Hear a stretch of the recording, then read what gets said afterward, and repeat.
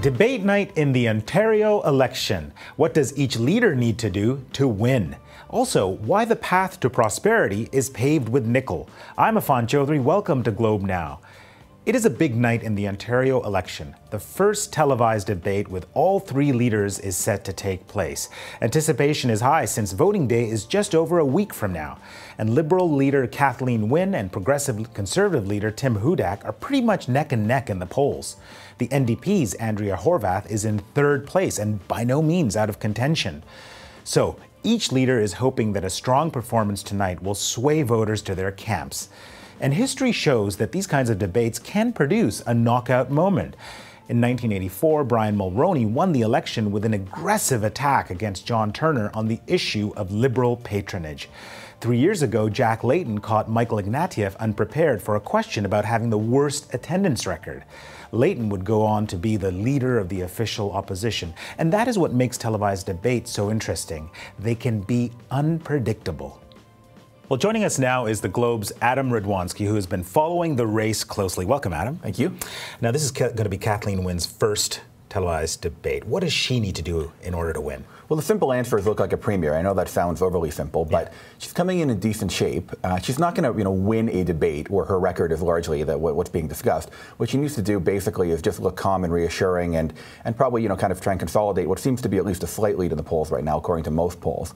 A couple of things she needs to watch out for. One is that when she talks, she has a tendency to sound a bit like a bureaucrat almost. She tends to ramble a bit, think out loud. That can get her in trouble if she says something unguarded that can be used against her. The other is she can get a little bit hot under the collar in terms of trying to push back against criticism.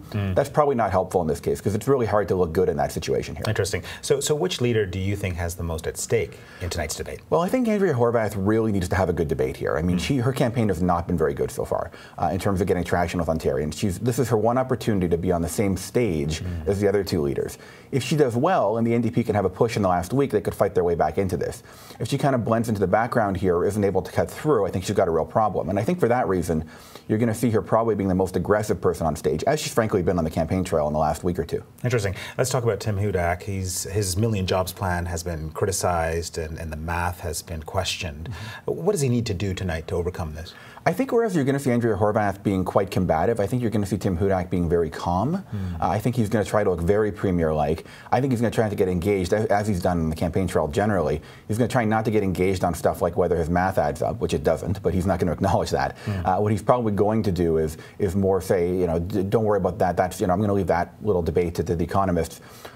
Try and kind of rise above all of that. Obviously, personally, I'd like to see him address that a little more, but I think in his interest, what he really needs to do is just try and talk to the camera and present himself as a premier and not get caught up in a lot of back and forth exchanges. Interesting. There is that unpredictable aspect of televised debates, and in the history of Canadian televised debates, there have been those kind of knockout moments. Who do you think can deliver that knockout line tonight? It's really hard to say. I think Andrea Horwath will try the hardest. It's possible that Tim Hudak, by being a little more subtle, might actually be better at that. I think it's really hard to predict these things, as you said, and one of the things to keep in mind is you never know how these people are going to react until they're on the stage. I mean, I was thinking back to covering the last debate in Ontario in 2011, and everybody said Dalton McGuinty was going to go out there and he was going to be all calm and reassuring. Then he got out and he was wildly animated and his hands were everywhere and he was almost too pumped up, and his own advisors were surprised by that. They didn't really expect that to the extent it went to. So you never do know how they're going to react to the pressure of that situation. Interesting. Well, thank you so much, Adam. Thank you. Well, we want to hear from you. Will you be watching the debate tonight? And if you're an undecided voter, do you expect the debate may sway your vote? Tweet us at Globe Now. Well, stay with us. Coming up next, we look at how one mineral is raising hopes of economic growth in one part of Canada.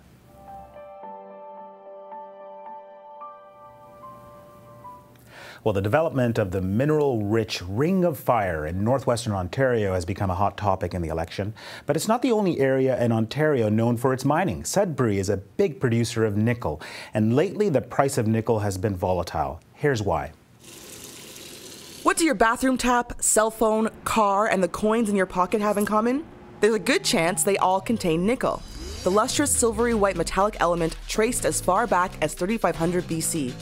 And as of late, the price of this metal has been all over the charts. Canada is one of the world's biggest producers. At Vale's Sudbury operation, the nickel production in 2011 was over 59,000 metric tons.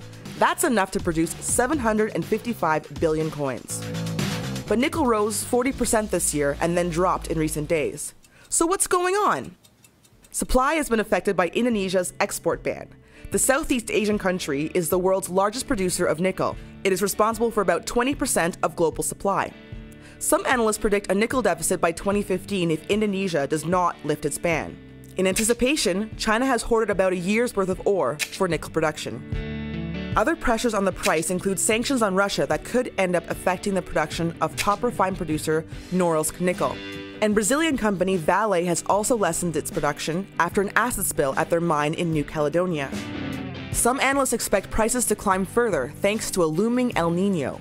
The thinking is that the El Nino might hit Indonesia hard and could dry up critical waterways used to transport ore.